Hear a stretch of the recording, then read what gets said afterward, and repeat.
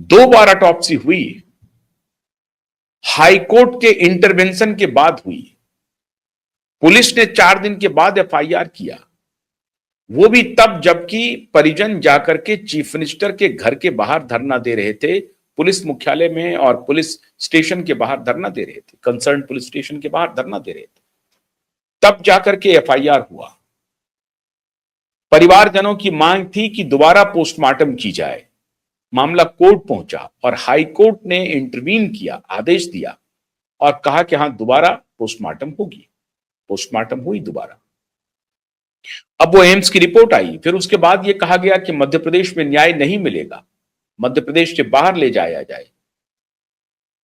मामला suo motu supreme court में स्वयं आ गया, क्योंकि मीडिया में खबरें उठ गई और मीडिया में वो मीडिया वाले जिन्होंने पहले बहुत उठाया था दिशा के मामले को, सुशांत के मामले को, अब एकाएक चुप्पी हो गई है, संपूर्ण शांति हो गई है। सुओ मोटो लिया गया सूर्यकांत जी की तरफ से, अच्छी बात है, और फिर ये सीबीआई को भी हैंड ओवर कर दिया गया। सीबीआई ने एफआईआर भी दर्ज कर लिया, जल्दी जल्दी हो रही है इन्वेस्टिगेशन। सीबीआई ने एफआईआर भी दर्ज कर लिया और सीबीआई ने एफआईआर में यह भी दर्ज कर लिया कि डिस्ट्रिक्ट जज गिरिवाला सिंह ने विदाई के समय, दिसंबर में जब शादी हुई थी और जब बारात विदा हो रही थी, लड़की को लेकर के जब जा रहे थे वो लोग, तो उस वक्त 2 लाख रुपए का डिमांड किया गिरिवाला सिंह ने।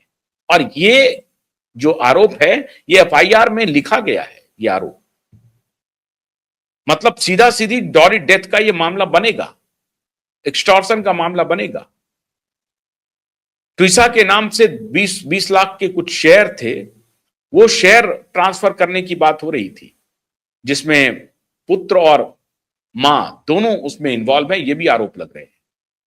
और मेजर के जो ससुर हैं, जो ट्विसा के भाई हैं, मतलब ट्विसा के भाई के ससुर और इनके समधी, ट्विसा के पिता के समधी, उधर वाले समधी, भाई वाले समधी, उन्होंने आरोप लगाया कि मैंने 2 लाख रुपए दिए, क्योंकि उस वक्त वहां पर पैसा नहीं था, तो मैंने 2 लाख रुपए का इंतजाम किया और वो 2 लाख रुपए मैंने दिए।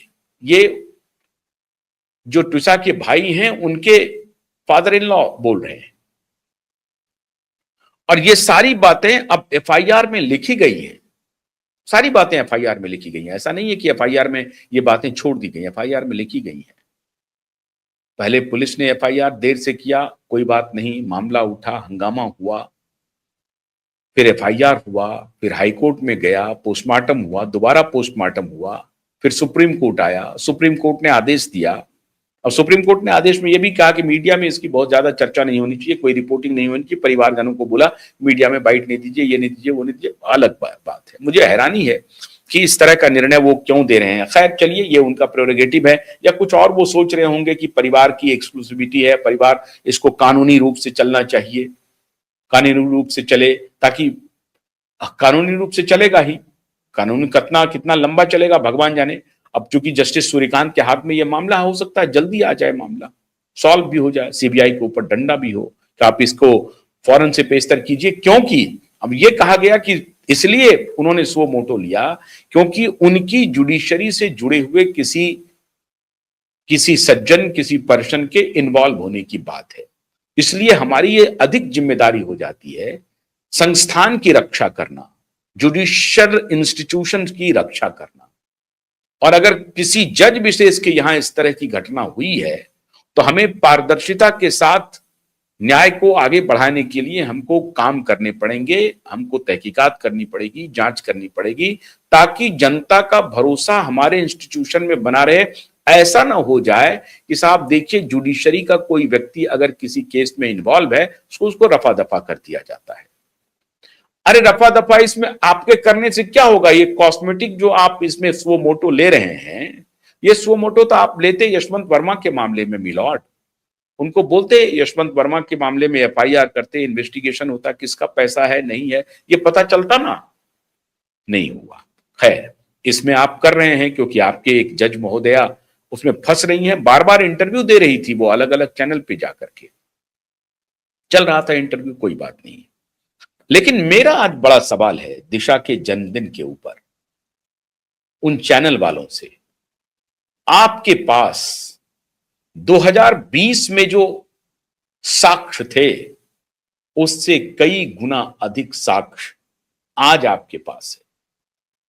मैंने खुद क्यूबाइड नेटवर्क ने उस साक्ष्य को पूरी दुनिया के सामने रखा है और चीफ जस्टिस सूर्यकांत भी संभवतः उस साक्ष्य को देखे होंगे, नहीं देखे होंगे हैं तो हमसे पूछ लें, हम वो साक्ष्य दे देंगे। हम वो साक्ष्य देने के लिए तैयार हैं मिलॉर्ड। अगर आपको साक्ष्य नहीं मिला है तो मैं वो साक्ष्य देने के लिए तैयार हूं। मेरे पास वो साक्ष्य रिजर्व है, रखे हुए। वो डिजिटल साक्ष्य के रूप में हमारे चैनल पर बना हुआ है। वो सारे साक्ष्य मौजूद हैं जो हमने दिखाए हैं। इसमें किसी के बेल्ट की और इसकी कोई जरूरत नहीं है। इतना धवल, इतना साफ, आईने के तरह साफ साक्ष्य है जिसमें आपको स्व मोटो तो छोड़िए, सिर्फ आपका आदेश होते ही आरोपी जेल चला जाए। इतना धवल साक्ष्य है, लेकिन कोई मीडिया नहीं उठा रही है उस साक्ष्य को, और ना ही हमारे श्रीमान मिलॉर्ड चीफ जस्टिस सूर्यकांत स्व मोटो ले रहे हैं। लेना चाहते हैं कि नहीं चाहते हैं मुझे नहीं मालूम, लेकिन हाथ जोड़ करके विनती कर लीजिए, पैर पकड़ लीजिए, प्रार्थना कर लीजिए कि न्याय दे दीजिए। यहां तो खाता पीता परिवार है, और मैं जिस परिवार का मुद्दा मैंने उठाया है और अन्य लोगों ने भी उठाया, ऐसा नहीं कि मैं अकेला हूं, लेकिन मैं जिस परिवार के मुद्दे को आज पिछले 3 साल से लगातार उठाया हुआ हूं, उसके पास जीवन चलाने के पैसे नहीं है। नहीं है मित्रों, मिलॉर्ड नहीं है उनके पास। एसएसआर वॉरियर, कभी वकील साहब, मैं खुद उसमें नहीं मानता हूं, क्योंकि ये अच्छी बात नहीं है कि मैं अगर मदद करूं तो मैं बोलूं। मेरे पास जितना सामर्थ्य है मैं अपने तरीके से भी मदद करता हूं, लेकिन एसएसआर वॉरियर, वकील साहब सब मिल करके उनको मदद कर रहे हैं। आप सोचिए, 50-50 वकीलों की टीम बिना 1 रुपया फीस के, 1 रुपया फीस के अनवरत लगी हुई है। किसके लिए? कोई मिलियनेयर नहीं है, कोई आपके जज साहब के यहां का कोई आदमी नहीं है, आपकी जुडिशरी का कोई व्यक्ति नहीं है, आपके पुलिस डिपार्टमेंट का कोई व्यक्ति नहीं है, आपके वकालत करने वाले कोई वकील नहीं है, कोई मेजर नहीं है उस परिवार में मिलॉर्ड। उस परिवार में सिर्फ एक बेटी थी कमाने वाली, और अब बूढ़े मां बाप हैं जो पैरालाइज्ड हैं। एक अशक्त हैं, डिसेबल हैं, और दूसरे पैरालाइज्ड हैं। माता पैरालाइज्ड है और पिता डिसेबल है। ऐसी परिस्थिति में डिफरेंटली एबल, जिसको आप कहते हैं, डिसेबल कहना ठीक नहीं होगा, ऐसी परिस्थिति में यह लड़ाई जारी रखे हुए हैं। लेकिन मिलॉर्ड को कोई फर्क नहीं पड़ता। चिल्लाते रहिए, बोलते रहिए। हैरानी तो मिलॉर्ड यह है कि मुंबई हाईकोर्ट एक एफआईआर रजिस्ट्रेशन के लिए, जो आपका केस लॉ है, मेरा नहीं है, आपके केस लॉ के हिसाब से एक एफआईआर रजिस्ट्रेशन करने के लिए, जिसमें पुलिस ने साफ गुंडागर्दी की है, जिसमें पुलिस ने भ्रष्टाचार के सारे रिकॉर्ड तोड़ दिए हैं, जिसमें पुलिस वर्दी पर ऐसा दाग लगा चुके हैं जिसका वर्णन नहीं है, और ये सारी बातें आपके सामने खुली हुई हैं। मैं नहीं कह रहा हूं। भारतीय जनता पार्टी के कैबिनेट मिनिस्टर ने डिजिटल प्रूफ मुहैया कराए हैं। भारतीय जनता पार्टी के रिप्रेजेंटेटिव ने जाकर के एसआईटी के सामने सारे प्रूफ दिए हैं। मैं नहीं कह रहा हूं। दुर्भाग्य देखिए, आज उसी भारतीय जनता पार्टी की सरकार जो एफिडेविट दे रही है कि हमने तो क्लोजर रिपोर्ट कर दिया है, जो एसआईटी का गठन किया था उसकी रिपोर्ट नहीं आई, कोई रिपोर्ट नहीं आई। एसआईटी का गठन हुआ 1 साल के बाद, एसआईटी की घोषणा हो गई,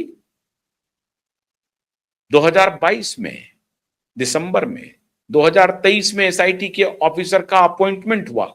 निर्लज्जता देखिए मिलॉर्ड, देखिए मैं चीफ जस्टिस सूर्यकांत से सीधी बात कर रहा हूं, सीधी।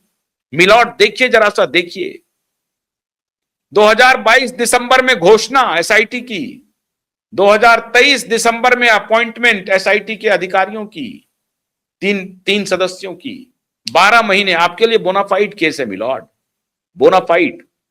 फिर मुझे मत कहिएगा कि जुडिशरी की साख कम हो रही है। इससे बड़ा बोनाफाइड केस और दुनिया में कोई नहीं हो सकता।